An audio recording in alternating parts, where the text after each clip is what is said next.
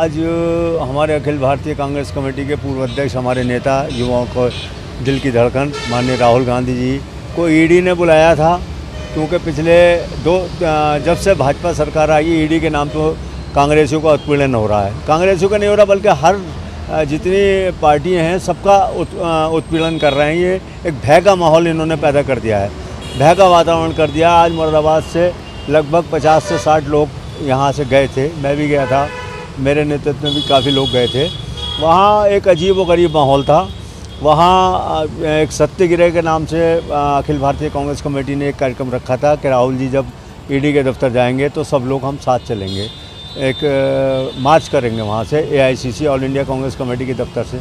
लेकिन ऐसा कर दिया था ऑल इंडिया कांग्रेस कमेटी के दफ्तर को कि चारों तरफ से घेर लिया था। मतलब एक 2-2 किलोमीटर दूर ऑफिस के आसपास नहीं आने जाने दे रहे थे, और यह हालात पैदा हो गए थे कि ले जाके गिरफ़्तार करते थे, गिरफ़्तार करके वहाँ कहीं बॉर्डर पे छोड़ जाया करते थे। कोई हरियाणा के बॉर्डर पर छोड़ दिया, कहीं हम लोगों को वहाँ छोड़ा है उस पर गाज़ीपुर बॉर्डर से। वहाँ टेम्पो नहीं मिले, कई किलोमीटर चलने के बाद हम लोग टेम्पो से अपनी जगह पे लौट के आए। तो क्या कहेंगे दिल्ली पुलिस के इस रवैये के बारे में? नहीं, दिल्ली पुलिस पूरे हिंदुस्तान की एक हो रही है। पुलिस ऐसे लग रहा है कि पुलिस जो है भाजपा के कार्यकर्ता के रूप में काम कर रही है। वो पुलिस नहीं है, भाजपा का कार्यकर्ता के रूप में काम कर रही है, ऐसा मुझे प्रतीत हो रहा है। ऐसे ही हालात यहाँ हैं, ऐसे ही हालात वहाँ हैं, देश के पूरे हालात ऐसे ही हैं। स्थितियों में हमारी पार्टी पूरी मैदान में आ गई है। अभी अखिल भारतीय कांग्रेस कमेटी की महासचिव माननीय प्रियंका गांधी जी तुगलक लेन थाने में पहुंच गई हैं। वहाँ कार्यकर्ताओं के साथ जो अभद्र व्यवहार किया गया, हमारे पूर्व मुख्यमंत्री हरीश रावत जी के साथ अभद्र व्यवहार किया गया, उनके लिए वहाँ बैठी हैं, वो थाने में बैठी हैं। वहाँ एआईसीसी के हमारे सेक्रेटरी जनाब तौकीर आलम साहब, जनाब धीरज गुजर जी, वो एआईसीसी में अपने ऑफिस में बैठे थे, उनका डिटेन कर लिया गया, उनको रोक के। बेवजह ऐसा हालात पैदा करती हैं जैसे भय हो, आदमी डरा रहे। अघोषित इमरजेंसी है, इमरजेंसी में भी नहीं था, इमरजेंसी में कुछ तो सही होता था, लेकिन इसमें तो ये कुछ सही है ही नहीं। जनता देख रही है ना इस चीज़ को। ये जितने भी हो रहा है, कहीं हिंदू मुस्लिम के नाम पे, कहीं मस्जिद मंदिर के नाम पे, कहीं अन्य नामों पर जो ये सब कुछ हो रहा है, ये ध्यान डाइवर्ट किया जा रहा है। जो महंगाई दवाइयों पे, मेडिकल पे, जो डॉक्टरों की लूट खसोट चल रही है, इसको सबको देख करके इसको डाइवर्ट करने के लिए इन्होंने प्लानिंग कर रखी है कि कहीं ना कहीं किसी न किसी मुद्दे को लेकर उलझाए रहो। जनता ये न पूछ पाए कि आटे का भाव क्या है, चीनी का भाव क्या है, चावल का भाव क्या है, खाने के पदार्थों का भाव क्या है, ये न पूछ पाए। इसके लिए ये पूरी प्लानिंग के तहत ये कार्यक्रम चल रहा है, और ये कार्यक्रम इनका डे बाय डे है, फिक्स है। इसके बाद ये वाला शुरू होगा, इसके बाद ये वाला शुरू होगा, इसके बाद ये वाला शुरू। हिंदू मुस्लिम कार्यक्रम कोई ठंडा पड़ जाता तो फिर पॉलिटिकल राजनीतिक कार्यक्रम शुरू हो जाते हैं इनके, कि अब कई साल पुराने केस उखड़ रहे हैं। मीटिंग होगी रात को, मेरा एक आवश्यक काम था, इस वजह से आ गया, हो सकता है मुझे फिर रात में ही जाना पड़े। अभी मीटिंग होगी, जो हाईकमान का आदेश होगा उसका पालन करेंगे, डट के पालन करेंगे। केंद्र की सरकार और नरेंद्र मोदी की सरकार सिर्फ एक आदमी का जवाब देती है, वो राहुल गांधी से डरती है।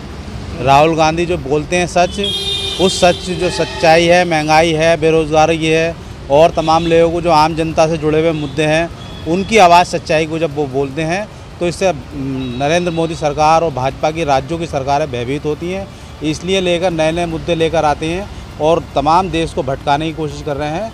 हमारी कांग्रेस पार्टी का अगर मुकाबला कर रही है तो भाजपा की इस अघोषित कर्फ्यू लगाने वाली, अघोषित इमरजेंसी लगाने वाली सरकार के खिलाफ हमारी कांग्रेस पार्टी एक देश के अंदर मुकाबला कर रही है। और कांग्रेस सच्चाई के लिए लड़ती है, आम जनता की नीतियों के लिए लड़ती है, आम जनता के आर्थिक मुद्दों के लिए लड़ती है, और बेरोज़गारी के लिए लड़ती है, और नौजवानों के लिए लड़ती है, किसानों के लिए लड़ती है, और हर वर्ग, हर तबका इस सरकार से परेशान है।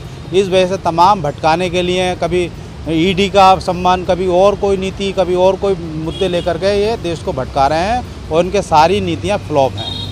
आज का रवैया सरकार की घबराहट को दर्शाता है, जो पूरे दिल्ली प्रदेश को कोने कोने को सील कर रखा था। आम जनता को जिससे बेहद परेशानी हुई है। 3-3, 4-4 घंटे लोग कामों में फंसे रहे, अपने जाम में फंसे रहे, जॉब पर नहीं पहुंच पाए, कोई कॉलेज नहीं पहुंच पाया, कोई हॉस्पिटल नहीं पहुंच पाया। हज़ारों लोगों को इस दिल्ली पुलिस के रवैये से बहुत दिक्कतें हुई, बहुत परेशानी हुई। लेकिन इन लोगों को इस चीज़ का एहसास नहीं है, क्योंकि इनके परिवार नहीं है, इनको किसी चीज़ का एहसास नहीं है। सिर्फ हिटलरशाही रवैया इनको अपनाना है।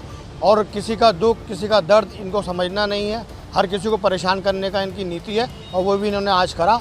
यही कहना चाहेंगे कि पूरे देश में इन्होंने अघोषित इमरजेंसी की तरह रवैया अपना रखा है, भय का माहौल पैदा कर दिया है। अगर लोकतंत्र बचा नहीं है, लोकतंत्र की हत्या हो रही है, कोई भी कार्य लोकतंत्र के तहत नहीं किया जा रहा। जो भी कोई इनके खिलाफ बोलता है, इनकी नीतियों को, जनता विरोधी नीतियों को उजागर करता है, उसके लिए बिल्डोजर ला के खड़ा कर दिया जाता है। ऐसा माहौल बना रखा है। ये अतिक्रमण वहीं क्यों होता है जहाँ पर किसी का कोई सरकार के खिलाफ आवाज़ उठाता है, अतिक्रमण वहीं क्यों दिखने लगता है, उसके अन्य जगहों पर अतिक्रमण क्यों नहीं दिखता, या उससे पहले अतिक्रमण क्यों नहीं दिखता। सबके साथ सामान्य कार्रवाई हो और सरकार भय का माहौल ख़त्म करे। जो जनता के मुद्दे हैं वो उठाए। 70 साल, 80 साल, 100 साल पहले के मुद्दे जनता सरकार उठा रही है। आज का मुद्दा बताए ना। 2 करोड़ रोज़गार हर साल देने का वादा था, कहाँ है? 15 लाख हर व्यक्ति को देने का वादा था, कहाँ है?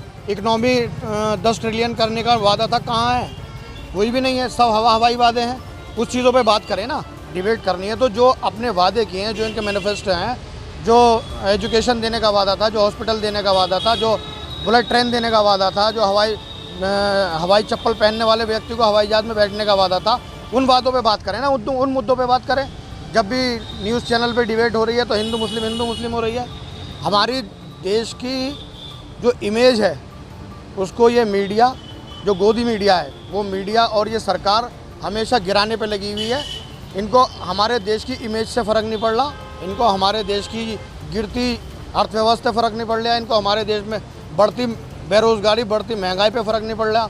इनको सिर्फ अपने सरकार में बने रहने के लिए बेवजह के मुद्दे उछालने हैं, जिससे आपस में मनमुटाव पैदा हो और भय का माहौल बने। इनका यही कार्य है।